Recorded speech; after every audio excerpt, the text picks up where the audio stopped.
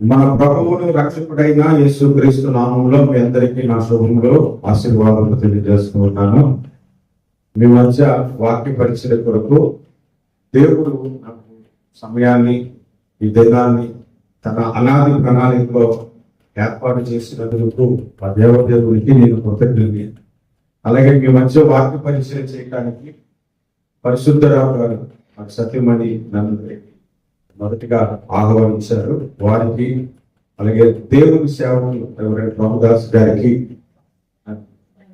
దేవదాస్ గారికి,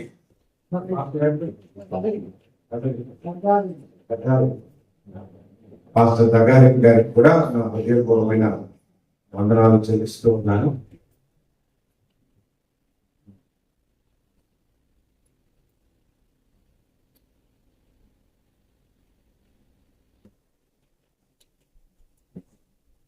సరే, దేవుని వాక్యంలోకి మనము వెళ్దాము.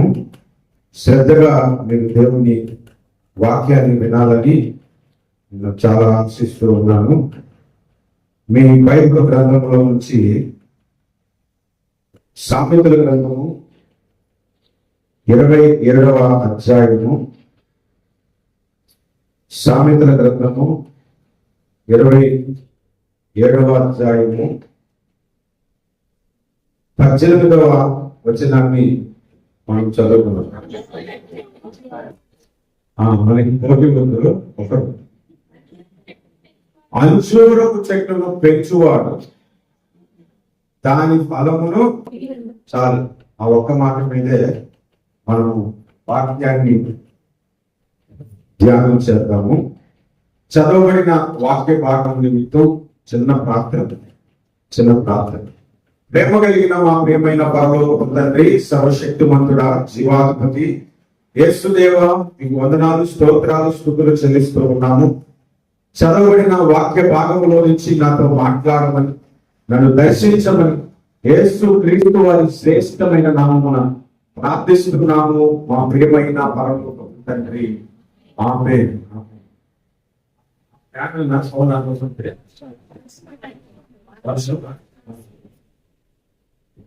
ఈ కెమెరా ఎవరో కనిపేశారు, మాకు వచ్చాను బాగా ఇదా ఎవరో కనిపేసి ఏం బయట ఉండిపోయిందా చెప్పులా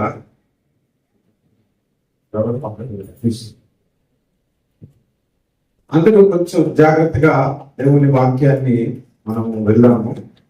ఒకరోజు పాస్టర్ గారు ఇంట్లో నుంచి ఉదయాన్నే బయలుదేరి బ్యాగ్ పెట్టుకొని వీధికి వెళ్ళి సువార్త ప్రకటించాడు. తర్వాత ఉదయం 10 గంటలప్పుడు ఒక మందిరంలో వాక్యాన్ని ప్రకటించాడు. ఆ తర్వాత సాయంత్రం ఒక గృహపూడికి జరిగితే గృహపూడికిలో దేవుడి వాక్యాన్ని ప్రకటించాడు.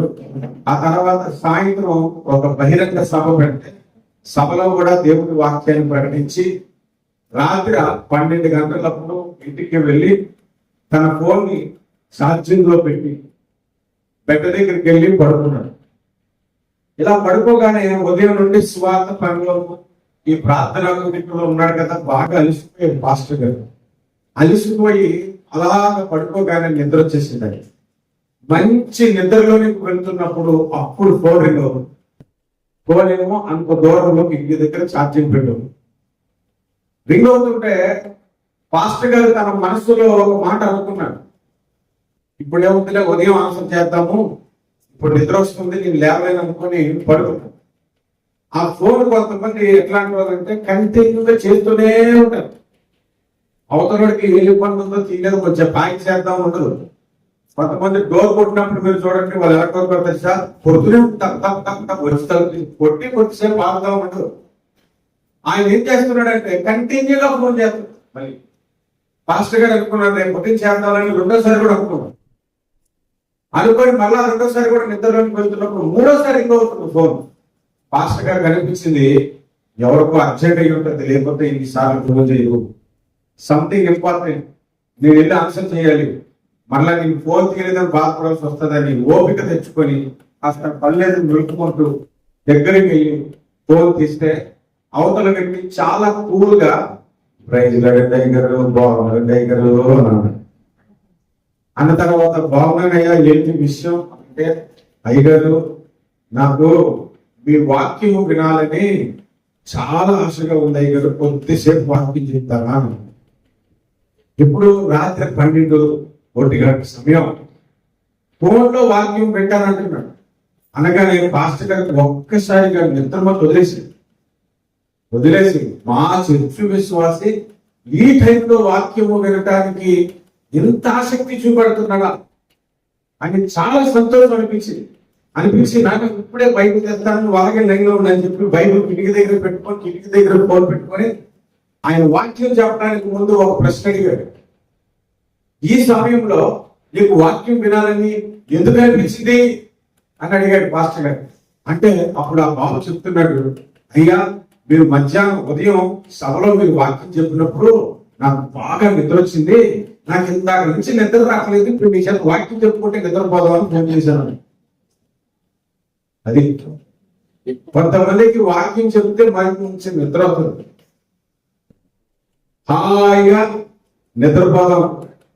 మీరందరూ బైబిల్ చాలా చక్కగా పట్టుకున్నారంటే బైబిల్ బాగా చదివాను.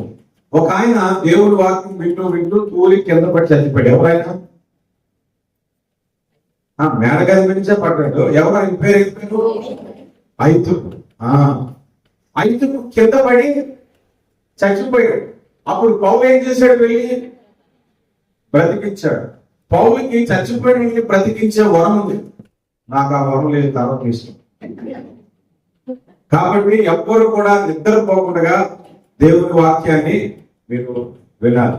ఇప్పుడు మనం చదువుకున్న వాక్యంలో 3 మాటలు ఉన్నాయి. ఒకటి అంజూరపు చెట్టు, 2 దాన్ని పెంచువాడు, 3 దాని ఫలము అనుభవించేవాడు. అతనే అనుభవించారు. 3 ఉన్నాయి. ఎన్నున్నాయి?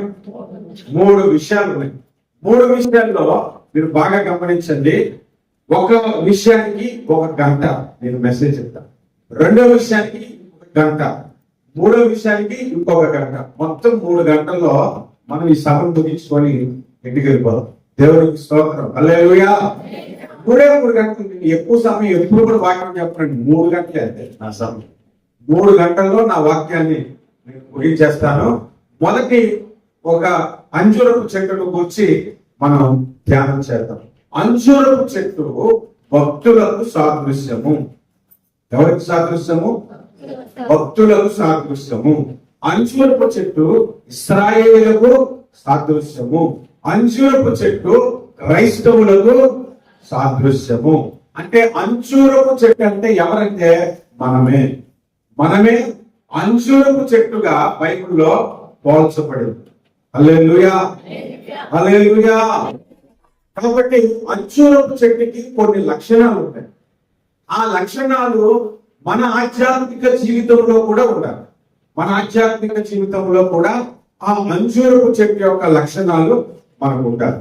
అందులో మొట్టమొదటి లక్షణాన్ని నేను మీకు చెప్తున్నాను. బైబిల్ అంతటిలో మొట్టమొదటిసారి అంజూరపు చెట్టును గురించి ఎక్కడ రాయబడిందో తెలుసా? ఆదికాండంలో రాయబడింది. ఆదికాండంలో ఏ అధ్యాయంలో రాయబడింది? 3వ అధ్యాయంలో రాయబడింది. మొట్టమొదటిసారి చూడండి, సిస్టర్ చక్కగా చెప్పారు.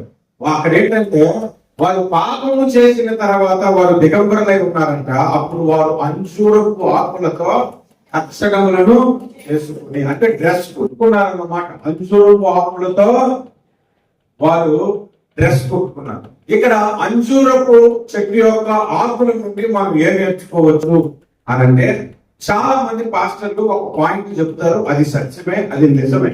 అది కాదు మనకు కావాల్సింది. చాలా మంది పాస్టర్లు అక్కడ చెప్పే సత్యం ఏమిటంటే, దేవుడు వారు దిగంబరులైనప్పుడు దేవుడిచ్చే వస్త్రము కాక వారి సొంత ఆలోచనతో వస్త్రమును కప్పుకున్నారు. వారి సొంత ఆలోచనతో ఆకులతో వస్త్రమును కప్పుకుంటే, ఆకులతో వస్త్రాన్ని చేసుకుంటే ఎండకి ఎండిపోయి అది రాలిపోతుంది. అలాగే మన స్వనీతి మనలను రక్షించదు, మన సొంత నీతి మనలను కాపాడదు. దేవుడిచ్చే నీతినే మనం ధరించుకోవాలి అని అక్కడ ఒక పాయింట్ చెప్తారు. కానీ నా పాయింట్ అది కాదు. నా పాయింట్ ఏంటంటే, అక్కడ ఆదామవ్వలు దిగంబరులై, దిగంబరత్వము దేనికి సాదృశ్యము? పాపములకు సాదృశ్యం. ఎందుకంటే ప్రకటన గ్రంథం 16:16లో ఇదిగో నేను త్వరగా వచ్చుచున్నాను, ఎవడైనా తాను దిగంబరుడై ఉన్నాడని తన దిశములను చూపుతేనేమో తన వస్త్రమును కాపాడుకునేవాడు ధన్యుడు అని. అంటే దిగంబరత్వము దేనికి సాదృశ్యం అంటే పాపమునకు సాదృశ్యము. మీకేమో కళ్ళు వస్తాయి లేదో తెలియదు కానీ నాకు అప్పుడప్పుడు నేను బయటికి నిద్రలో కళ్ళు ఉన్నప్పుడు బయటకు వెళ్తున్నట్టు కలుగుతాను, ప్యాంట్ వేసుకోకుండా వెళ్ళిపోతున్నట్టు కలుగుతుంటాను. ఒక్కోసారి అరే బట్టలు వేసుకోకుంటే ఎందుకు వస్తాను ఎలాగేదా లేదా కలుస్తుంది కలగా అప్పుడు అనిపిస్తుంటుంటది నాకు రోజు. అదే పాపంలో ఉన్నవాడికి వస్తాయేమో, వాళ్ళు పాపం పనులు చేస్తున్నామేమో, పాపంలో పడిపోయే వారికి ఇట్లాంటి తలపులు వస్తాయేమో అదే. దిగంబరత్వం అనేది పాపమునకు సూచన. ఇప్పుడు ఈ అంచురపు చెట్టు ఆకు ఏం చేసింది? ఆ దిగంబరత్వాన్ని కప్పింది అన్నమాట. ఇది మొట్టమొదటి విషయం. అంటే ఇక్కడ మనం నేర్చుకోవలసింది, మనం ఎదుటివారి పాపములను కప్పాలి కానీ ఎదుటివారి పాపములను 10 మందికి పబ్లిసిటీ చేయకూడదు. అది మొట్టమొదటి విషయం. ఎదుటివారి పాపమును 10 మందికి తెలిసేలాగా పబ్లిసిటీ చేయకూడదు. నీకు తెలిసి ఉండొచ్చు ఎదుటివాడు ఒక పాపము చేశాడని, కానీ 10 మందికి ఆ పాపాన్ని తెలియజేసే విధముగా నీవు నేను జీవించకూడదు. అది మొట్టమొదటి విషయం. హల్లెలూయా, హల్లెలూయా. కానీ ఈ రోజుల్లో క్రైస్తవ్యం ఎలాగైపోయిందంటే, ఎవరన్నా ఒకరు పాపానికి దొరికితే, ఎవరన్నా ఒకరు తప్పుకి దొరికితే వారి మీద ఒక వీడియో తీసేస్తున్నారు. సెల్ ఫోన్ లో వీడియో తీసేసుకోవచ్చు, లేదా భూమి లో కూర్చోడం, చైర్ వేసుకోవడం, పెట్టడం. ఈ రోజు ప్రియులారా, మరి ఒక పాస్టర్ గారి గురించి మనం తెలుసుకుందాం. ఆ పాస్టర్ గారు ఇట్లాంటోడు అట్లాంటోడు అని అందరికీ చెప్పేస్తున్నారు. కానీ బైబిల్ ఏం చెప్తుంది తెలుసా? ఫ్రమ్ ద బిగినింగ్, అది మొదటి పుస్తకం నుంచే మనకి ఏం చెప్తుందంటే, ఎదుటి వారి పాపమును 10 మందికి చెప్పే పని నీవు చేయొద్దు అని హెచ్చరిస్తూ. హల్లెలూయా, హల్లెలూయా. ఎదుటి వారి పాపమును 10 మందికి తెలిసేలాగా మనము ప్రవర్తించకూడదు. బైబిల్లో యేసుక్రీస్తు ప్రభువు వారు ఒక ఉపమానం చెప్పారు. నీ కంటిలో దూరం ఉండగా ఎదుటి వాడి కంటిలో మనుషులు ఎంచుట ఎలా అన్నది. దూరం బట్టి ఎంత ఉంటుందండి? ఎంత ఉంటుందా? ఎంత ఉంటుంది? దూరం అంటే ఈ పిల్లలంతా ఉండొచ్చు, అంతకంటే పెద్ద ఉండొచ్చు. అది కంట్లో పడుతుంది. అసలు కంట్లో పడదు. అది పడితే కన్ను కాదు, తలకాయ లేచిపోయి అది పడదు. అందుకే అది ఉపమానం. ఉపమానాలు ఎప్పుడు కూడా మనకి క్లారిటీగా చదివితే అక్కడే అర్థమైపోతుంది అది ఉపమానము అని. అది కంట్లో పడదు. నిజంగా కలిసి మాత్రం కంట్లో పడదు. అంటే దూరము అంటే నీ దగ్గర పెద్ద తప్పు పెట్టుకొని ఎదుటి వాడికి చిన్న తప్పే, అది మాత్రం 10 మందికి చూపించడానికి ప్రయత్నించొద్దు అని యేసు ప్రభువు వారు ఉపమాన రీతిగా వాక్యాన్ని బోధించారు. హల్లెలూయా, హల్లెలూయా. ఒకరోజు ఒక పాప ఇంటికి వచ్చింది. ఇంటికి రాగానే ఇంటి పైన తాతగారు పుస్తకం ఓపెన్ చేసుకొని పుస్తకం పేపర్ చదువుకుంటే ఆ పాప రాగానే బ్యాగ్ లభించి తాతయ్య అని పట్టుకొని తాతని గట్టిగా పట్టుకున్నట్టు. పట్టుకోగానే తాత దగ్గర ఒక రకమైన పంపు వచ్చింది. పంపు రాగానే, ఏంటి తాతయ్య నీ దగ్గర ఇంత దరిద్రమైన పంపు వస్తుంది, అప్పా నేను భరించలేకపోతున్నాను అని గదిలోకి వెళ్ళింది. గదిలో నీ నాన్నగారు టీవీ చూస్తుంటుంటే డాడీ అని చెప్పి డాడీకి పట్టుకుంది. డాడీని పట్టుకుంటే, డాడీ ఏంటి నీ దగ్గర కూడా ఇంత కంపు వస్తుంది, మీ నాన్న దగ్గర ఏం కంపు వస్తుందో నీ దగ్గర కూడా అంతే కంపు వస్తుంది. ఆ తర్వాత ఇంకొంచెం లోపలికి వెళ్తే వంటగదిలో అమ్మ వంట చేస్తుంది. అమ్మ దగ్గరికి మమ్మీ అని చెప్పి మమ్మీని పట్టుకుంటే, ఏంటి మమ్మీ నీ దగ్గర కూడా ఎంత కంపు వస్తుంది అంటే, అప్పుడు ఆ బయట కూర్చున్న తాతగారు అన్నారు, మనవరాలా నువ్వు బయటకి వెళ్ళి నీ కాలు కొట్టుకో, అప్పుడు ఎవరి దగ్గర కంపు రాదు అన్నాడు. తప్ప ఎక్కడుంది? ఆమె ఎక్కడో తొక్కుకొచ్చింది. అందరికీ చెప్తుంది, నీ దగ్గర కంపు ఉంది, నీ దగ్గర కంపు ఉంది, నీ దగ్గర కంపు ఉంది. తప్పు ఆ తాత దగ్గర. మనలో ఒక్కరు కూడా నీతి మాత్రం కాదు, కానీ ఎదుటివాడు తప్పు దొరకగానే మనకి కోరిక కొబ్బరికాయ దొరికినట్లుగా అది ఎప్పుడెప్పుడు ఎదుటివాడికి చెప్పేద్దామా, ఎప్పుడెప్పుడు 10 మందికి చెప్పేద్దామా అన్నంత ఆశ. కల్పించుకోండి. నీకు విషయం తెలుసండి బిల్లు గారు, నీకు విషయం తెలుసండి బ్రదర్ గారు అని వరుస పెట్టి ఎదుటి గురించి మాట్లాడడానికి ఇష్టపడతాం. కానీ అంజూరపు చెట్టు యొక్క లక్షణం ఏంటంటే ఎదుటి వారి పాపమును పబ్లిసిటీ చేయదు. ఒక్కోసారి నేను అనుకుంటాను, బైబిల్ అంతట్లో చూస్తే మొట్టమొదటిగా ప్రతి ఒక్కరికి శత్రువు ఎక్కడి నుంచి వస్తాడో తెలుసండి, మన రక్త సంబంధులే ప్రధానమైన శత్రువు. గుర్తుపెట్టుకోండి. పక్కింటోడు కాదు, ఎదురింటోడు కాదు, దూరబంధువు కాదు, మన సొంత రక్తంలో నుంచి పుట్టుకొస్తాడు శత్రువు. మొట్టమొదటి శత్రువు దేవుడికి శత్రువు ఎవరు? కయ్యూను. అన్నదమ్ములేనా? మోసే విషయంలో చూడండి, మోసే మీద సహించింది ఎవరు? అన్న, అక్క కదా. ఇంకా మీరు బాగా ఇప్పుడు గమనిస్తే ఒకసారి ద్రాక్ష తోట వేసి ద్రాక్ష తోట ఫలమును అనుభవించి ఆ ద్రాక్ష తోట వచ్చిన ద్రాక్షల రసమును తాగి ఆ జ్యూస్ ని తాగి చక్కగా మత్తుడే పడుకున్నాడు. ఎవరు? పడుకుంటాడు. పడుకున్నప్పుడు ఆయన దిగంబరుడుగా పడుకుంటుపోయాడట. అసలు తాగే వాళ్ళకి ఒంటి మీద పడుతూ ఉంటాయో లేదో తెలియదు అనడానికి మొట్టమొదటి సాదృశ్యం మనకి అక్కడే కనపడుతుంది. అప్పుడప్పుడు మీకు రోడ్డు మీద బండి మీద వెళ్తుంటానండి. మొదట్లో నాకు తెలియదు, సింగపూర్ నుంచి వచ్చాను. వచ్చినప్పుడు ఎవరైనా పక్కన పడిపోతారు, కొద్దిగా నీళ్ళు కొట్టి లేపుతారు, దగ్గరికి వెళ్తే ఎవరు తాగే పడుకుంటాడు. నీళ్ళు కొట్టిన ఎవరు ఒక్కొక్కరు ఎలా పడుకుంటాడంటే పైన చొక్కా ఉంటుంది, కిందంతా వేసుకోరు పడుకుంటారు. తాగేసి ఈ నోవాహు కూడా తాగేసి పడుకుంటున్నాడు. ఒంటి మీద బట్టలు లేవు. పోలే, ఆయన ఏదో మొత్తం అయిపోయి బట్టలు లేకుండా పడుకుంటాడు. చిన్న కొడుకు వచ్చినప్పుడు చూసి ఏం చేయాలి? ఆయన వెంటనే దుప్పటి కప్పాలి. మీ కొడుకో కూతురో పడుకునేటప్పుడు బట్టలు కొద్ది పైకి వెళ్ళిపోతే మీరు వెంటనే ఏం చేస్తారు? వెనక్కి లాగి దుప్పటి మీరు కప్పుతారు. మరి ఈయన ఆ పని చేయాలి కదా. ఈయన ఆ పని చేయలేదు. చూసి చిన్నగా అన్నం దగ్గరికి వెళ్ళి, అన్న ఇంకో విషయం తెలుసా, బట్టల దగ్గర పడుకున్నాడు, నాకు బట్టల దగ్గర పడుకున్నాడు అందరికీ చెప్తాడు. పోయి ఆ విషయం తెలిసిన అన్నలు దుప్పటిని వెనక నుంచి తీసుకొచ్చి తండ్రి దిశలో చూడకుండా కప్పారు. ఎందుకు ఆ మాటకు దేవుడు రాయించాడంటే, ఎదుటివాని పాపము నీ కుటుంబంలో వరదైనా బయట వరదైనా ఎవరిదన్నా సరే నీకు కనబడినప్పుడు 10 మందికి అది చూపించకూడదు. హల్లెలూయా, హల్లెలూయా. నేను మీకు ఒక సందర్భాన్ని చెప్తాను, అందులో నుంచి ఒక ప్రశ్న.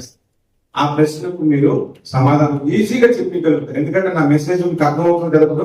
ఆ సమాధానం ఏంటంటే, ఒకసారి శాస్త్రులు పరిచయులు మీటింగ్ పెట్టుకొని యేసు ప్రభుని ఎలా తప్పు పట్టాలి, ఆయన బోధకుడని మంచి పేరు వచ్చేసింది, హైలైట్ అయిపోయాడు. ఆయన మంచి స్పీకర్ అని హైలైట్ అయిపోయాడు. ఇప్పుడు ఎలాగైనా ఆయనలో ఒక తప్పు కనిపెట్టి ఆయన దుర్బోధకుడని, ఆయన బోధ కరెక్ట్ కాదని మనం నిరూపించాలి అని మీటింగ్ పెట్టుకున్నారు. మీటింగ్ పెట్టుకున్న వాళ్ళు శాస్త్రులు పరిచయులు. శాస్త్రులు అంటే బైబిల్ను రాసేవారు, ధర్మశాస్త్రమును రాసేవారు.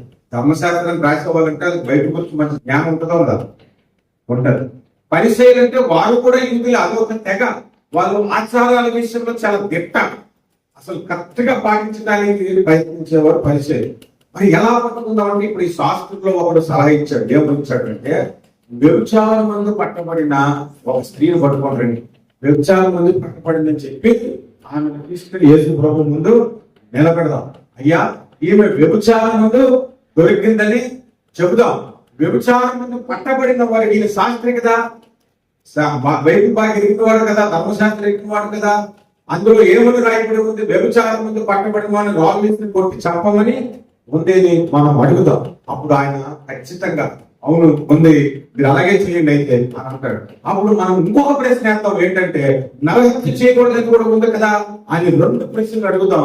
అప్పుడు ఆయన నాని కోరుకొని అరే కోసం వేసేసారే అని దొరికిపోతాడు మనకి అని ప్లాన్ చేసుకుంటాడు. ఎవరు వచ్చి యేసు ప్రభు గురించి ఆయన ఎందుకంటే దొరికిపోతాడు. ఆయన సర్వాధికారి, సర్వజ్ఞాని, త్రికాల జ్ఞాని, అనంత జ్ఞాని, జ్ఞానములకు మితి లేని వాడు. ఆయన దగ్గర ఉడుకుతాయి మన పప్పులు.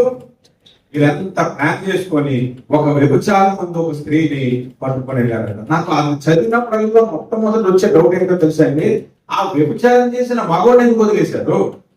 ఆడదాన్ని ఎందుకు? వాడి పొలగోడ అయి ఉంటాడు, అందుకు వదిలేసి, లేదంటే ఊళ్ళో అయి ఉంటాడు, ఇటు గొప్ప అయి ఉంటాడు, అందుకో వదిలేసి ఉంటాడు. ఆమెను పట్టుకొచ్చారు, యేసు ప్రభు ముందు నిలబెట్టారు. ఇందాక మనం చెప్పుకున్నట్లుగానే అదే ప్రశ్న అడిగాడు. అడిగితే ఆయన ఏమన్నా నోరు కొడుకు వేలు కొట్టుకుంటాడా? చాలా సింపుల్ గా ఒక మాట చెప్పాడు, మీలో పాపం లేని వాడు ఎవరు మొదట ఆమె మీద రాయిపోయింది అని చెప్పి ఆయన ఒక పని చేశాడు. చెప్పండి, ఏ పని చేశాడు? ఒంటి నేల ఏదో వాయించలేదు. ఇక్కడ 2 ప్రశ్నలు. ఒకటి, ఏది రాసుకున్నాడు? 2 ఎందుకు రాస్తున్నట్టు. విన్నారా? ఏమి రాస్తున్నట్టు. 2 ఎందుకు రాస్తున్నాడు. ఏమి రాస్తున్నాడు అంటే ఇదివరకే చాలా మంది దైవ సేవకులు చెప్పారు ఏమంటే ఎవరు ముందొచ్చి చూస్తే వాడు పాపాన్ని కనబడు. ఆయన రాతల్లో ఎవరు ముందొచ్చి చూస్తాడో వాడు పాపం ముందుకెళ్ళి తెగించి అవడానికి చూశాడో అది పాపం కనబడుతుంది. వెంటనే జోకులు చేసి గొడవ ఉందని వెళ్ళిపోతారు. ఆయన రాత దాని ప్రశ్నకు. 2వది ఎందుకు రాస్తున్నాడు.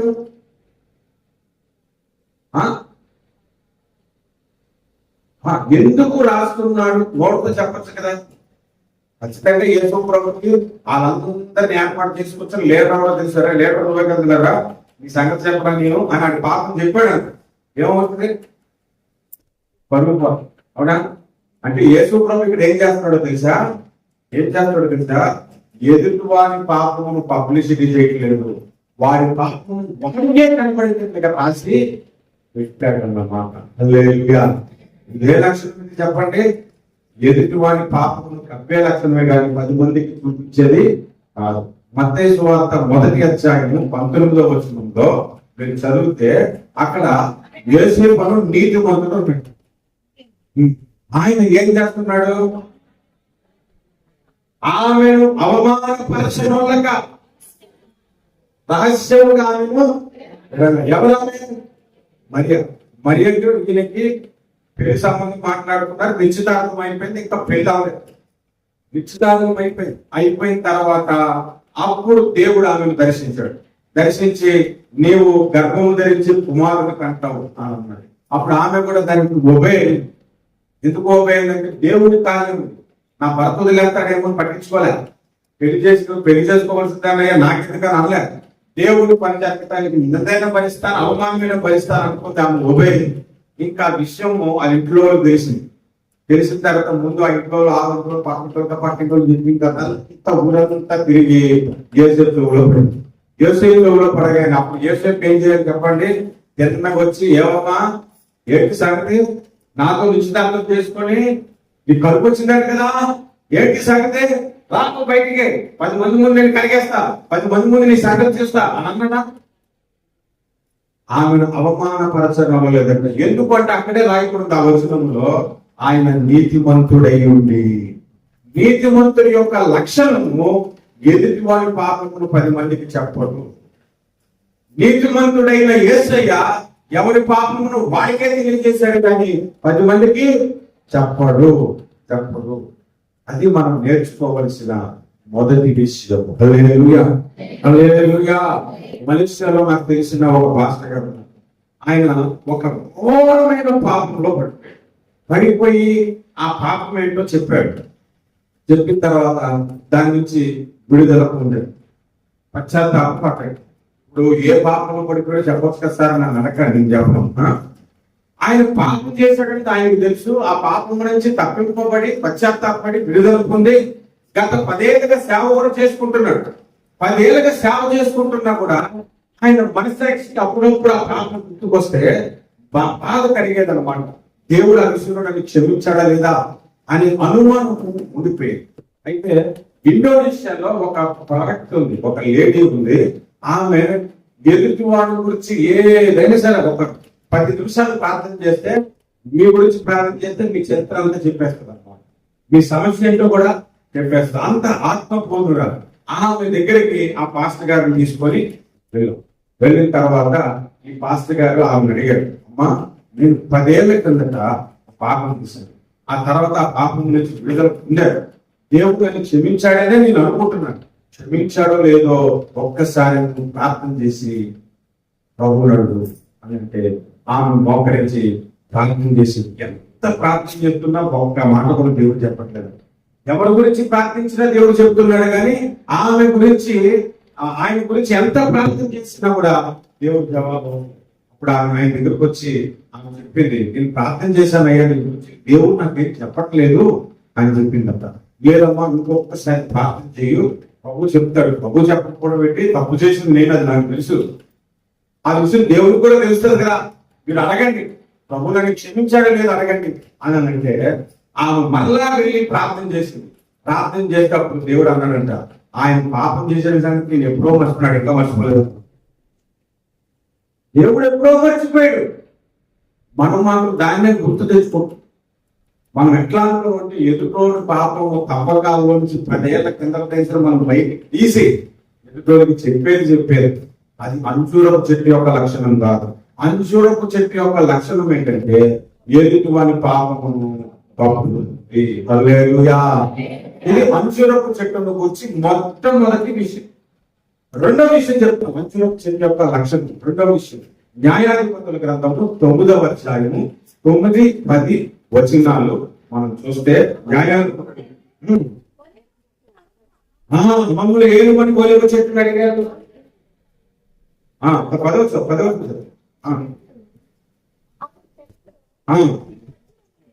నీవు వచ్చి మమ్మల్ని ఏలుమని అంజూరపు చెట్టును అడగగా, అంజూరపు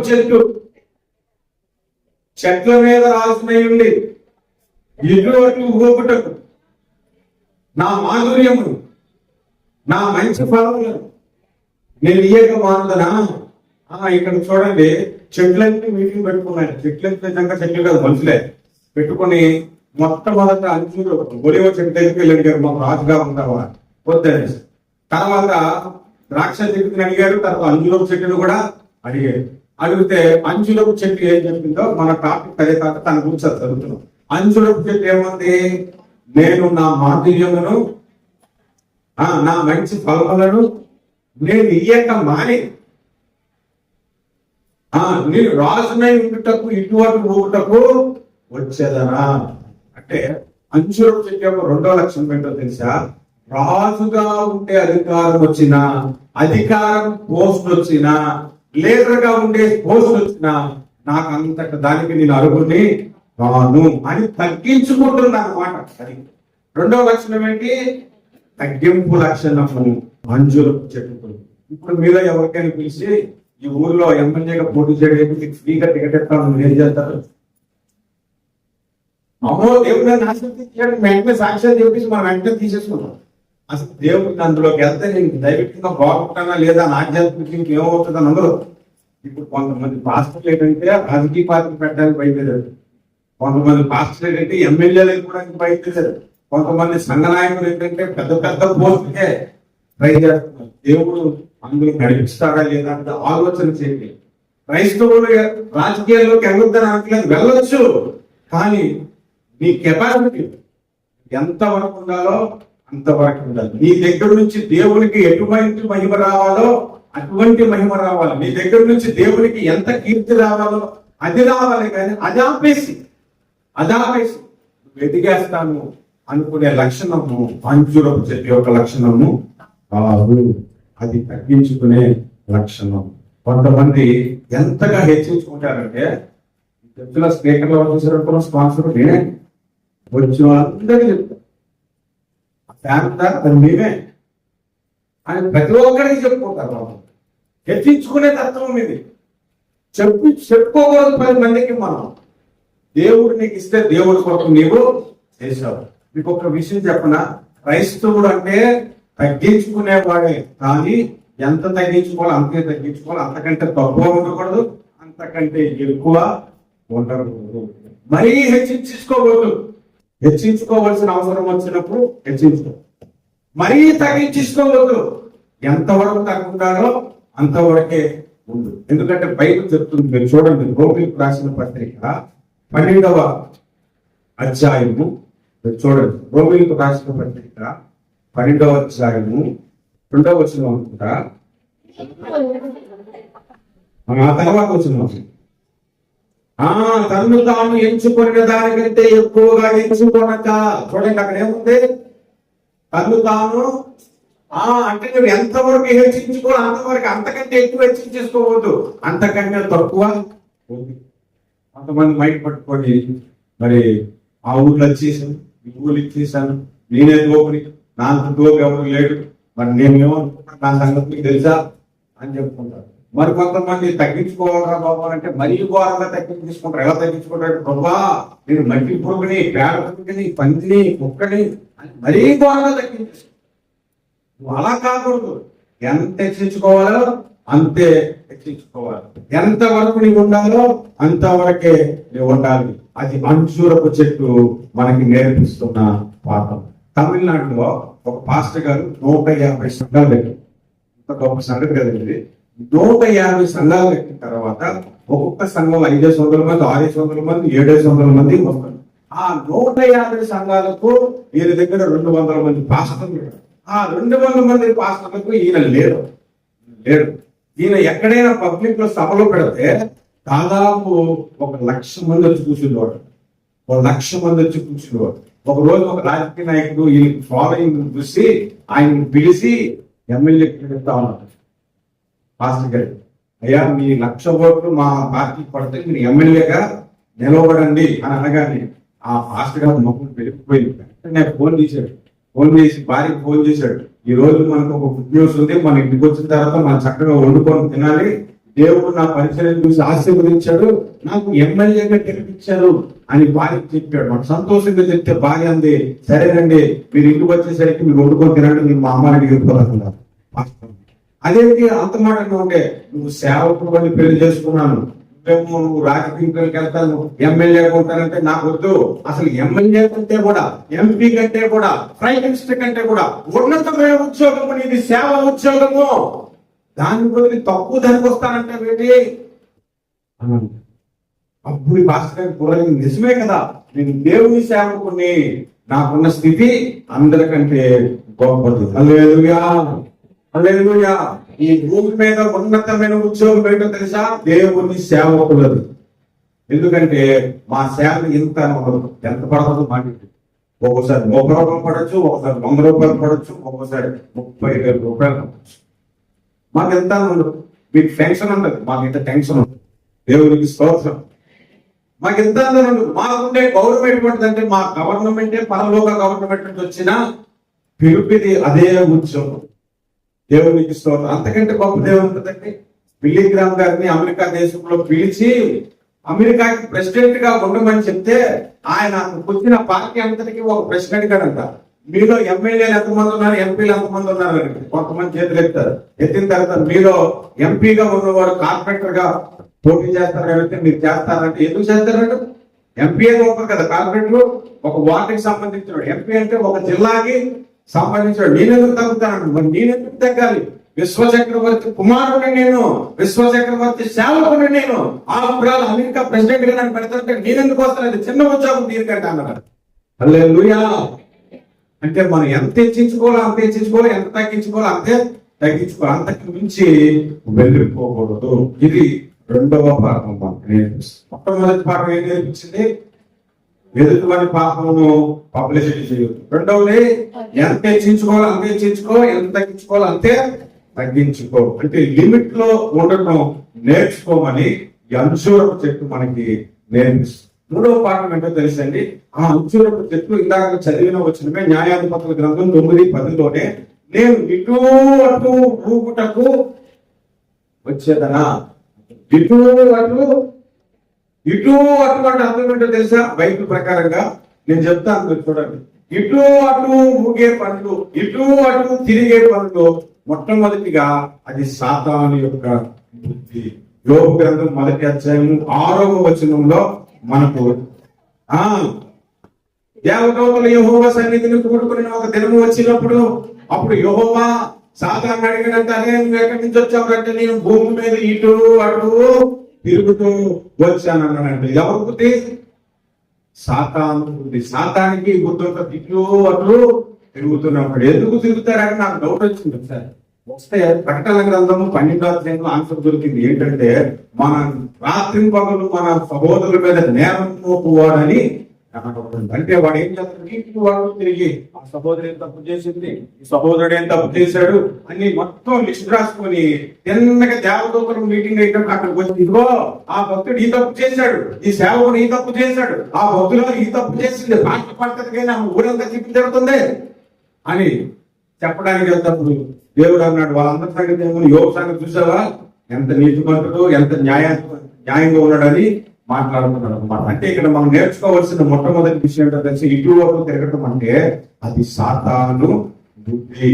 వాడు ఖాళీ ఉండడు. ఖాళీ ఉన్నాడు ఏం చేస్తాడు తెలిసింది, అక్కడికి ఇక్కడికి తిరిగి వాళ్ళ తప్పులు వీళ్ళకి వీళ్ళ తప్పులు వాళ్ళకి పోగేసి ఊరంతా జరుపుకుంటూ తిరుగుతాడు. రెండవది ఇటు అటు తిరగడం అంటే ఎవరో తెలుసా? తప్పుడు పని చేసేవాళ్ళు ఇటు అటు చూస్తారు. ఒకసారి మోసే ఏం చేశాడంటే ఒక ఐగుప్తీయుడు హెబ్రీయుని కొడుతుంటే చూశాడు.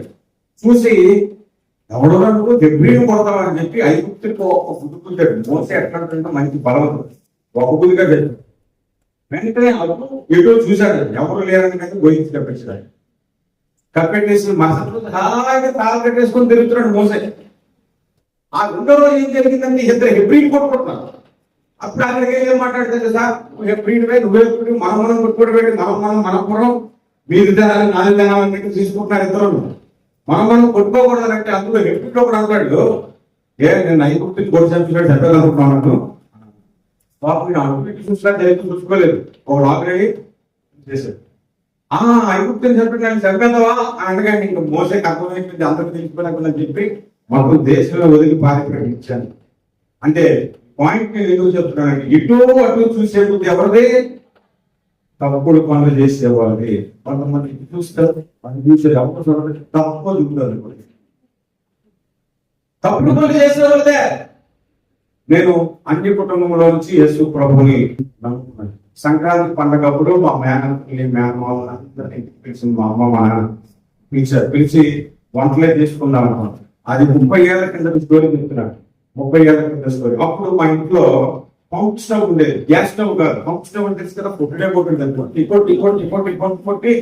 కొట్టి తర్వాత దానికి గాలి ఇస్తే అప్పుడు మనతో తిరిగించేది అనమాట. ఆ కొట్టడానికి మనం ఉండేవాళ్ళు. పంప్ స్టవ్ అనేవారు, కిరోసిన్ స్టవ్.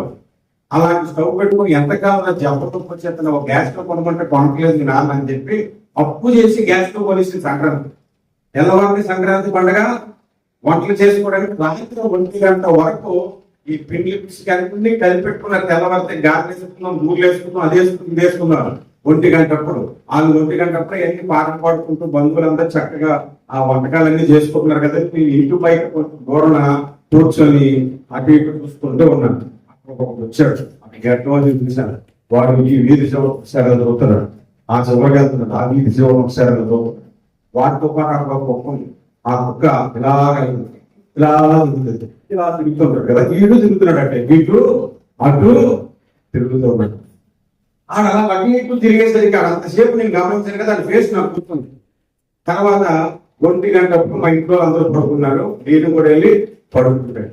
మంచి నిద్రలో ఉన్నాను. తెల్లవారు 6 గంటలకి మా అమ్మ గుర్తు వినబడుతుంది. వాడు కాళ్ళు ఎత్తుకోను, వాడి చేతులు పడిపోను, వాడు నోరు పడిపోను, వాడి మీద లారీ ఎక్కయ్యా, వాడు సర్వనాశనం అయిపోను అని అంటుంటుంటే ఆ అరుపులకి లేచి దగ్గరికి వెళ్ళి ఏమైందమ్మానంటే, అదే ఇంట్లో ఎవరో గ్యాస్ దొంగతనం చేశారు.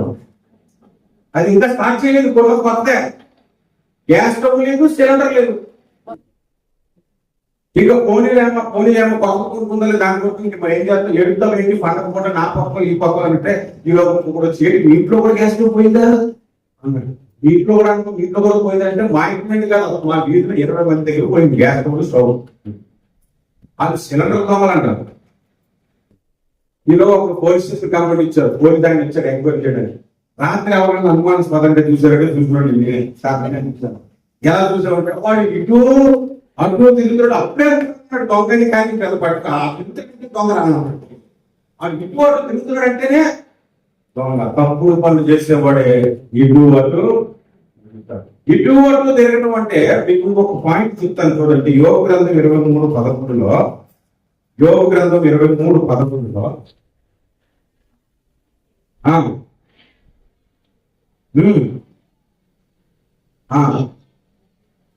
నేను ఇటు అటు తొలగక ఆయన మార్గంలో ఉంటాను. అంటే ఇటు అటు వెళ్ళే వాళ్ళు అర్థమేంటి, ఆయన మార్గంలో లేరు అది అర్థం. ఆయన మార్గంలో లేనుండి ఇటు అటు. కొంతమందిని నేను చూసుకుంటానండి, ఒకే ఊళ్ళో 4-5 సంఘాలకు వాక్యానికి వెళ్తాను. అప్పుడప్పుడు ఒక రోజు ఇక్కడ అక్కడ ఎక్కడ కనిపిస్తుంది, అక్కడ కనిపిస్తుంది, అక్కడ కనిపిస్తుంది, అక్కడ. ఇప్పుడు నా చర్చిలో చూశాను కదండి అంటే అక్కడికి వెళ్తానండి, ఎక్కడికి వస్తానంటే అక్కడికి కూడా వస్తానండి. ఎందుకు మీరు ఏం చర్చకి వెళ్ళాలంటే మాకు ఎక్కడ వచ్చి అక్కడికి వెళ్తామంట. ఇటు అటు తిరుగుతారు. వాళ్ళకి ఒక సంఘం పర్ఫెక్ట్ గా ఉండదు, వాళ్ళకి ఒక సంఘ కాపురం ఉండడు. నచ్చితే ఎన్ని సంఘాలన్నా తిరుగుతారు అన్నమాట. ఇటు అటు తిరిగే బుద్ధి, దేవుళ్ళలో స్థిరంగా ఉండని బుద్ధి.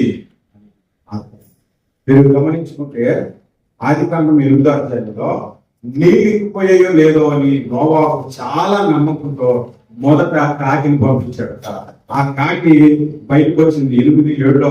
ఆ కాకట ఇటు అటు తిరుగుతూ ఇంకా రాలేదు. అదేమైంది? తిరుగుతూనే ఉంది కానీ ఇంకా రావట్లేదు.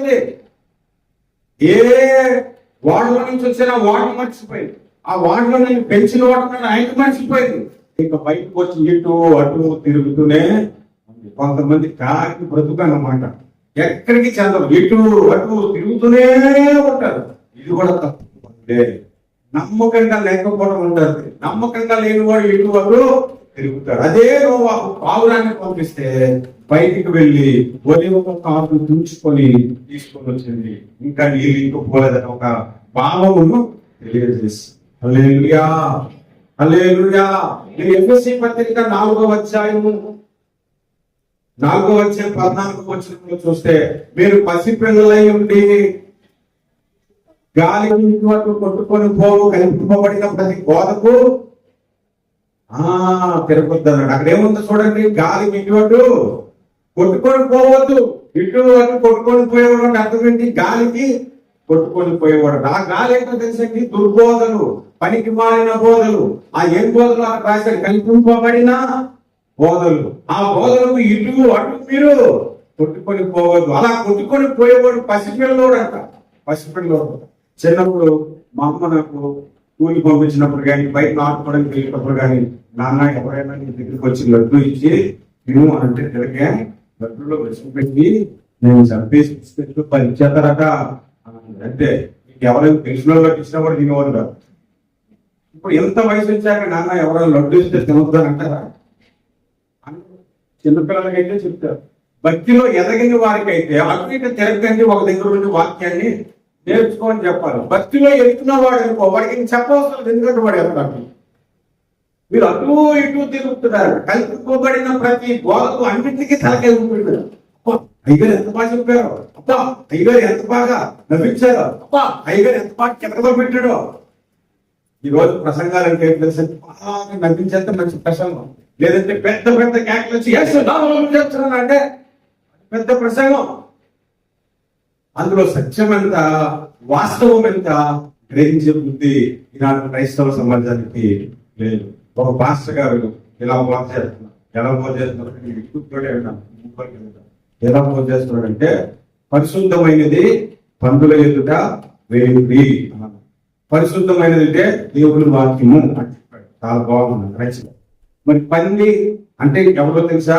కుక్క అంటే ఎవరో తెలుసా? అంటే పరిశుద్ధమైనది కుక్కల దగ్గర వేయొద్దు అన్నాడు, ముత్యములు తీసుకెళ్లి పంది దగ్గర వేయొద్దు. మరి కుక్క అంటే ఎవరో తెలుసా? కనాను స్త్రీ ఒకటి వైపు యేసు ప్రభు వెళ్ళిపోతుంటే, నా కుమార్తె బాగు చేయడానికి సహాయం చేయగలిగితే యేసు ప్రభు పిల్లల కుక్కలు పెంచుట న్యాయమా అని అన్నాడు. అన్నప్పుడు ఆమె నిజంగా కుక్కలాంటి దాన్ని ఒప్పుకోదు. కుక్కలంటే అన్యులు. కుక్కలంటే ఎవరు? అన్యులు. దేవుడు వాక్యం అన్యులు చెప్పకూడదు, మనమే చెప్పుకోవాలన్న. అది నిజమేనండి. అది ఎంత అబద్ధం.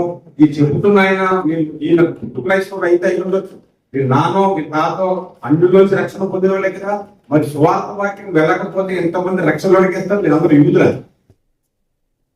మన ఫోర్ ఫాదర్స్ ఎక్కడో అన్యులే, హైందవులే. మనం ఒకప్పుడు యేసు ప్రభు వాక్యం వినే కదా వచ్చాము. మనకు తప్పుడు పదా కాదు. చాలా ఇంకొక ఆయన బోధిస్తున్నాడు, మీ అందరి చేతుల్లో బైబిల్ ఉన్నాయని అన్నాడు. ఉన్నాయన్నా. మీ బైబిల్ ఎక్కడైనా గీత గీసారా అని అడిగితే గీసామన్నట్టు. గుర్తులేదా మీకు గీతలు గీస్తారు బైబిల్ మీద?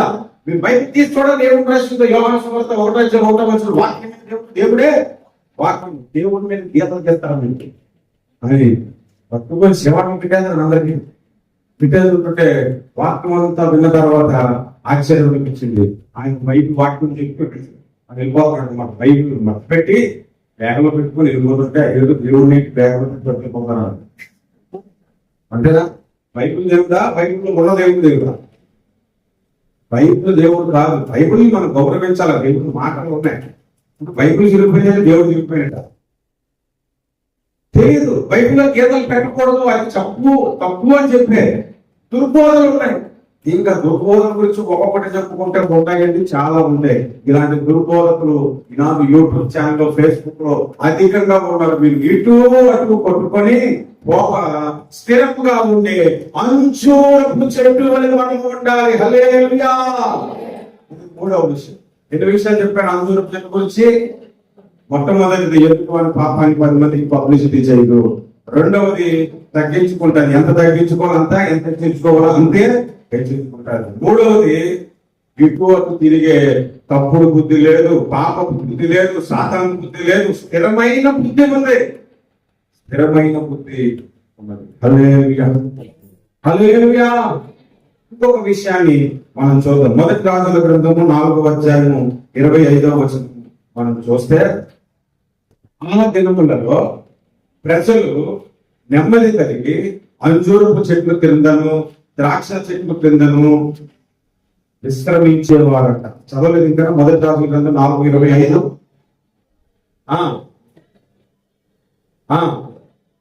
యోధా వారిని దాను మొదలుకొని వేర్షబా వరకు తమ తమ ద్రాక్ష చెట్ల క్రిందను, అంజూరపు చెట్ల క్రిందను నిర్భయముగా నివసించిరి. ఏ చెట్ల కింద? అంజూరపు చెట్ల కింద నిర్భయముగా నివసించారంట. అంటే అర్థం ఏంటంటే, అంజూరపు చెట్టు కింద మనకు నిర్భయం దొరుకుతుంది, భయం ఉండదు, ఆదరణ దొరుకుతుంది, ఆశ్రయము దొరుకుతుంది. అంటే అంజూరపు చెట్టు ఇతరులను ఆశ్రయంగా ఉండేది, ఆదుకునేది అని అర్థం. నువ్వు క్రైస్తవుడు అయినందుకు ఎంతమందికి నువ్వు ఆదరించావు, ఎంతమందికి నువ్వు ఆశ్రయం ఇచ్చావు. ప్రతి సంఘంలో కూడా కొంతమంది ఉంటారు. ఏ సేవకుడైనా వస్తే భోజనం పెట్టడానికి ఎవరైనా మాట తక్కువ మంది చెప్తారు. ప్రతి సంఘంలో అట్లాంటి కొంతమంది ఉంటారు. సేవకుల కుటుంబాన్ని మీరు చూసుకుంటామండి అన్నాం. మరి ఎవరింట్లో భాష కనపడుతుంది, దూరం చూస్తారంటే మరి నైట్ ఇక్కడే ఉంటారంటే తక్కువ మంది చెప్పి మైండ్లో ఉంచుకుంటారు. మనం ఆశ్రయం అంటారు. అలాగే ఎప్పుడైనా మనం ఉంటున్నావా? కొంతమంది ఒకవేళ భార్య చేస్తే వెంటనే పక్కన పక్కన కష్టం ఇచ్చేసేది ఏం పోలే. కొంతమంది భర్త చేస్తే ఆపో అని చూస్తూనే ఈయన పిచ్చని చెప్తారు. ఆమె అయితే చూస్తూనే అనగానే చేయి ఎత్తి చేయి ఇలా అలా అనుకొని యోగం చేపెట్టిస్తారు. మనకేం లేదు. ఒక సేవకుడికి ఆశ్రయం ఇవ్వలేము, ఒక విశ్వాసకి ఆశ్రయం ఇవ్వలేము. మనకైతే అంజూరపు చెట్టు యొక్క లక్షణం మనలో ఉంటుంది. ఓపధ్యానం కాయన ఉన్నాడంట. యెజబెలు దేవుని సేవకులను ఒక్కొక్కరు ఏది చంపుతూ ఉన్న దినాల్లో 50 మందిని గుహలో పెట్టి కాపాడుకుంటూ వచ్చాడట. హల్లెలూయా, కాపాడుకుంటూ వచ్చాడు. మత్తయి సువార్త 25వ అధ్యాయంలో, మీరు వస్త్రహీనుడై ఉంటేని ఆకలి గురి ఉంటే ఆకలి తీర్చారు, వస్త్రహీనుడైన వస్త్రం ఇచ్చారు మీరు అని యేసు ప్రభు చెబుతున్నాడు. మనం ఎవరికైనా ఆశ్రయంగా ఉన్నామో, ఎవరినైనా ఆదుకుంటున్నామో. మనము మీ జీవితంలో ఎంతమందిని మీరు ఆదుకున్నారు, ఎంతమందికి మీరు ఆశ్రయం ఇచ్చారు, ఎంతమంది దైవ సేవకులు మీ ఇంటిలో భోజనం చేశారు. అంజూరపు చెట్టు యొక్క లక్షణం. హల్లెలూయా. మరొక లక్షణాన్ని నేను మీకు చెప్తాను, దయచేసి చూడండి. 2వ రాజుల గ్రంథము 20వ అధ్యాయం. ఇక్కడ చూస్తే హిజ్కియాకు మరణకరమైన రోగం వచ్చింది. మరణకరమైన రోగానికి నువ్వు చచ్చిపోతావు అని దేవుడు ప్రవక్త ద్వారా, యెషయా అను ప్రవక్త ద్వారా వర్తమానాన్ని పంపించారు. ఆ వర్తమానం విన్న తర్వాత అతడు గోడ తట్టు తిరిగి ప్రార్థన చేసుకున్నాడు. ప్రభువా, నన్ను జ్ఞాపకం చేసుకో, నేను యథార్థంగా నీ సన్నిధిలో ఎలాగున్నానో జ్ఞాపకం చేసుకో, సత్యముతో నిన్ను ఎలా వెంబడించానో నాకు జ్ఞాపకం చేసుకో అన్నాడు. నేను ఇంకా ఆమె కూడా అనలేదండి ప్రార్థనకి. నేను ఆమె అనక ముందు దేవుడు ఆ యెషయాను ప్రవక్త వీరి వరకు కూడా తిరిగి ఉంటాడు. ఆయన మళ్ళా దేవుడు వర్తమానం పంపించాడు. వెళ్ళు, నా కుమారుడు ప్రార్థన చేస్తున్నాడు, నువ్వు చచ్చిపోవు, బాగుపడతావు, 15 సంవత్సరాల ఆయుష్ నీకు వస్తుందని చెప్పు అనగానే ఆ ప్రవక్త వచ్చి చెప్పాడంట. ఆ తర్వాత అతనికి వచ్చిన రోగం ఏంటంటే ఒళ్ళంతా పురుగులు. అప్పుడు అంజూరపు పండ్లు ముద్ద తెచ్చి ఆ పురుగుల మీద రాస్తే ఇప్పుడు ఆ మాట మీరు చదవండి 7వ వచనంలో. వెంబట యెషయా అంజూరపు పండ్ల ముద్ద తెప్పించుడని వారు తెచ్చి అతడు బాగుపడేది. అంటే అంజూరపు పండ్లు ముద్ద ఏం చేసింది? అతన్ని బాగు చేసింది. ఇప్పుడు నేను అడుగుతున్న ప్రశ్న ఏంటంటే, మనందరం అంజూరపు చెట్లమే. నీ ద్వారా ఎంతమంది బాగుపడ్డారు? నీ ద్వారా ఎంతమంది స్వస్థత పొందారు? హల్లెలూయా. చూడండి, యెషయా మంచి ప్రవక్త. ప్రార్థన చేసి స్వస్థత చేశాడా? మెడిసిన్ చేశాడా? మెడిసిన్ అప్పుడు మా వాడచ్చు, తప్పే లేదు. కొంతమంది మెడిసిన్ వాడకూడదండి అని చెప్పి పిచ్చోడు కూడా ఉన్నాడు. ఏ మెడిసిన్ అంతా తీసుకురానికి ప్రార్థన చేస్తాం అని అంటాడు. పదంతే ఆ టచ్ లేదు, ఇచ్చేది మళ్ళీ బాగులే, మళ్ళీ వెళ్ళి మెడిసిన్ వేసుకోలేదు. ఏముండదు. మెడిసిన్ ద్వారా కూడా దేవుడు బాగు చేస్తాడు. ఆ మెడిసిన్ కూడా మనం ప్రార్థన చేసినప్పుడు ఒకసారి బాగా పనిచేస్తాయి. హల్లెలూయా, హల్లెలూయా. అంజూరపు పండ్ల ముద్ద వలన హిజ్కియా బాగుపడ్డాడు. నీ ద్వారా ఎంతమంది బాగుపడ్డారు? నీ ద్వారా ఎంతమంది ఆశీర్వదించబడ్డారు? నీ ద్వారా ఎంతమంది బ్రతుకులు బాగుపడ్డాయి? నిజంగా అంజూరపు చెట్టు ఒక లక్షణము కలిగి జీవించాలి అని అనుకుంటే నీ ద్వారా ఎంతమంది బాగుపడ్డారు? హల్లెలూయా, హల్లెలూయా. నేను ధైర్యంగా చెప్తానండి, నా జీవితంలో నేను చేసిన ప్రార్థనకి కొంతమంది బాగుపడ్డారు. ఒకసారి సింగపూర్కి మా ప్రార్థన పోవడానికి ఒక బ్రదర్ కొత్తగా వచ్చాడు. ఇండియా నుంచి జాబ్ అప్లై చేసుకొని వచ్చాడంట. వచ్చిన వారానికి మెడికల్ టెస్ట్కి వెళ్ళాడు. మెడికల్ ఫెయిల్ అయిపోయింది. ఆ మెడికల్ టెస్ట్ రిపోర్ట్ ఏంటంటే లెపర్సీ అని వచ్చింది. తనకి కుష్టు రోగము అని ఇచ్చారు. కుష్టు రోగి అక్కడ పనిచేయడానికి లేదు, తిరిగి ఇండియాకి పంపించారు. అప్పటికైనా 3 లక్షల రూపాయలు ఏజెంట్ తీసుకెక్కడికి వచ్చాడు. ఇంకా లభోని ఏడుస్తున్నాడు, అన్ని ఏడుస్తున్నాడు. ఇంకా నా డబ్బు పోయింది, ఉద్యోగం పోయింది, వచ్చింది కుష్టు, ఏం చేయాలో తెలియదు ఏడుస్తుంటే అక్కడ ఉన్న బ్రదర్ చెప్పడానికి దగ్గరలో సుదర్శన్ గారి ప్రార్థన ఉంది, రండి ప్రార్థన చేసుకోవడానికి అని చెప్పి ఆ బ్రదర్ తీసుకొచ్చాడట. వచ్చి మా ప్రార్థనలో కూర్చున్నాడు. ఆ పరిస్థితి ఏదో చెప్పారు. సంఘం అంతా చేత ప్రార్థన చేయించాం, చేతులేసి ప్రార్థన చేయించాం. ఇంటికి వెళ్ళిపోయాడు. ఆ రోజు అతను ఇంటికి వెళ్ళిపోకముందు నా భార్య స్టాఫ్ నర్సు ఆమె పిండి తీసుకొని ఆయన ఒంటి తెల్లటి మచ్చలు ఉన్నాయి, ఆ మచ్చల మీద గుచ్చితే ఆయనకు నొప్పి తెలియట్లేదు. ఎందుకంటే కుష్ఠరోగి స్పర్శ ఉండదు. నొప్పి తెలియదు, ఈ మంది ఆయనకు నిజంగా కుష్టుందండి అని. సరే, సింగపూర్ మెడికల్ రిపోర్ట్ కూడా ఆయనకి కుష్టుందని సర్టిఫికేట్ ఇచ్చేసాడు. తర్వాత ఇంటికి వెళ్ళి స్నానం చేశాడు, పడుకున్నాడు. తెల్లవారు లేచి బాత్రూమ్కి వెళ్ళి ముళ్ళు పాపమునకు, శాపమునకు, మరణమునకు, బాధలకు అది సాదృశ్యం. అలాంటి స్థితిలో నేను ఉండకూడదు. అలాంటి స్థలాల్లో మనం ఉంటే మనము ఫలించు. మీకు మొట్టమొదటి కీర్తన చూడకుండా చెప్పగలరు కదా? ఏంటి చెప్పండి? చెప్పండి. పాపలు మార్గమని నిలువక, అశ్వాసకు కూర్చుండగా తీవ్ర దగ్గర కూర్చోండి అన్నట.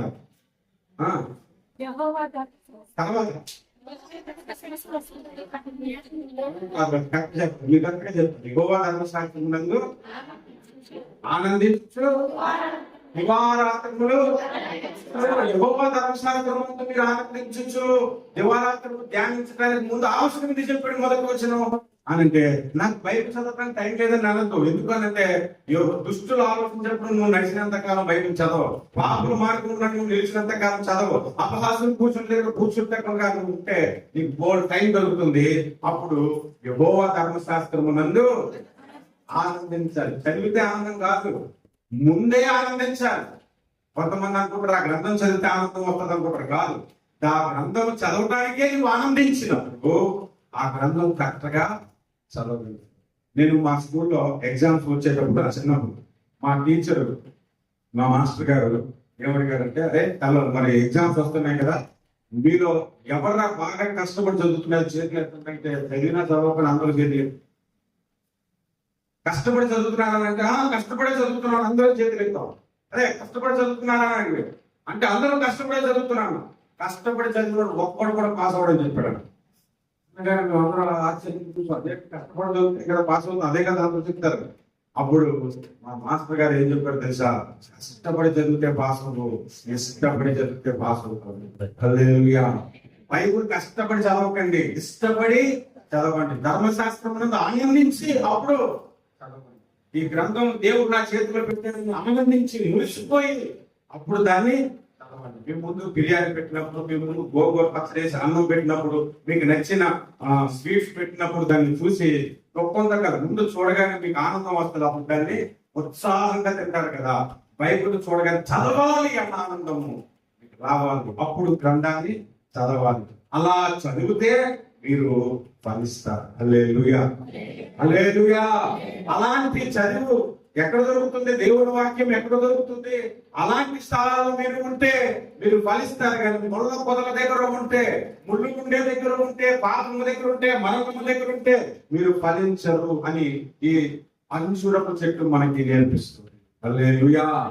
ఇంకొక విషయం చెప్తానండి, మీరు శ్రద్ధగా వినండి. మత్తయి సువార్త 24వ అధ్యాయంలో యేసుక్రీస్తు ప్రభువు అంజూరపు చెట్టును చూసి ఒక ఉపమానము నేర్చుకున్నది. వసంతకాలం వచ్చినప్పుడు అది చిగుర్చునని మీకు తెలుసు. అది ఎప్పుడైతే చిగురుస్తుందో వసంతకాలం వస్తుందని మనకు అర్థమవుతున్నాడు. ఆ వసంతకాలం ఏంటో తెలుసా? యేసుక్రీస్తు యొక్క రాకడ. ఆ 24వ అధ్యాయం అంతా యేసు రాకడ గురించి రాయబడింది. నీ రాకడకు సూచనలు ఏంటి అని శిష్యులు అడిగితే ఆ సూచనలు చెబుతూ యేసు ప్రభు అంజూరపు చెట్టును చూసి ఒక ఉపమానం నేర్చుకుని అంటే అంజూరపు చెట్టు యేసు రాకడను తెలియజేసింది. మీరు నేను ఆయన రెండవ రాకడను, ఆయన మొదటి రాకడను మనం తెలియజేయాలి. క్రిస్మస్ రాకని మీరు క్రిస్మస్ కోటలు పెట్టుకుంటారు బయట. ఎందుకు? ఆయన జన్మించాడని మనం 10 మందికి చెప్పాలి. చెబుతూ అప్పుడప్పుడు ఉద్యోగ కోటాల్లో ఆయన మరలా రాబోతున్నాడు అని ప్రకటించడానికే మనం సభలు పెట్టాలి. ఆ సభలు సహకరిస్తున్న ప్రతి ఒక్కడు ఈ అంజూరపు చెట్టు లాంటి వాడే. ఎందుకంటే యేసు రాకడను ప్రకటించే వ్యక్తులుగా ఉన్నారు. హల్లెలూయా, హల్లెలూయా. ఈ విషయాలు నేర్చుకున్నామంటే మనం ఎన్ని విషయాలు చెప్తున్నాం అనుకున్నాం? 3. అంజూరపు చెట్టు, పెంచువాడు, దాని ఫలం. అంజూరపు చెట్టు గురించి ఎంతసేపు చెప్తాను? గంట అయిపోయిందా? ఇంకో 2 గంటల్లో మనం కంప్లీట్ చేసాం. 2 గంటలు ఎక్కువ శాతం. నేను ఎప్పుడు ఎక్కువ శాతం చెప్పను. 2 గంటలు 3 గంటలు నా ప్రసంగం. అదే నాకు 3-4 గంటలు చెప్పకపోతే అది ప్రసంగం చేసినట్టు ఉంటుంది. ముద్దాన్ని అంత తక్కువ తింటాను కానీ ఒక 10 నిమిషాలు తక్కువ మాత్రం నేను ఎప్పుడు తేలి. అది బాగా అయిపోయినట్టు ఒకసారి ఇప్పుడే కదా. ఇది ఒక పాయింట్ చెప్తున్నా. మిగిలిన 2 పాయింట్ల కొరకు చూస్తూనే ఉన్నట్టు టీవీలో దర్శనం త్వరలోనే మనం సెకండ్ ఎపిసోడ్ అంటే చివరికి వచ్చేసాం కాబట్టి ఒక మాట చెప్పి నేను ముగించాను. ఒకే ఒక మాట చెప్పి ఇప్పుడు చెప్పండి. మన మూలం వచ్చిన ఏంటి? సామెతల గ్రంథం 27:18. అంజూరపు చెట్టు పెంచువాడు అంటే ఎవరు? అంజూరపు చెట్లు అంటే మనల్ని పెంచువారు ఎవరు? బాగా చెప్పారు. రెండోది మనల్ని పెంచువారు ఒకటి యేసయ్య, దేవుడు మనల్ని పెంచుతున్నాడు. రెండవది ఎవరు? దేవుని సేవకులు. మిమ్మల్ని వాక్యం పెట్టి పెంచుతున్నది ఎవరు? దేవుని సేవకులు. హల్లెలూయా. ఇప్పుడు అంజూరపు చెట్టు పెంచువాడు, దాని ఫలము అంటే ఎవరు తినాలి? మీ ఫలం దేవుడు, దేవుని సేవకులు. మీరిచ్చే కానుకలు, మీరిచ్చే దశమ భాగాలు, మీరిచ్చే ప్రథమ ఫలాలు, మీరు సమర్పించుకున్నది ఏదైనా ఎవరికి అది చెందుతుంది? మిమ్మల్ని పెంచుచున్న వారికి, అనగా దేవుని సేవకులకు. హల్లెలూయా. నేను సేవకుల్లో సేవ చేస్తున్నప్పుడు నాకు ఉద్యోగం ఉండేది, సేవ కూడా చేసేవాడు. నాకు ఉద్యోగం నెలకి 3 లక్షలు జీతం వచ్చింది. నా భార్యకు 3 లక్షలు వచ్చేది. ఇద్దరికి కలిపి 6 లక్షలు వచ్చేది. అమ్మాయి ఇద్దరు బాగున్నట్టు అనుకుంటాను. అంతా ఉన్న అంత పోగొట్టేసాం. ఎందుకంటే ఏ చెట్టుకి అంతే కాదు కదా. అక్కడ 6 లక్షలు వచ్చిన మా ఇంటి 1,50,000, మా పాప నెలకి స్కూల్ ఫీజే 1,00,000 రూపాయలు. అన్ని కూడా 50,000 ఉంటుంది. ఆ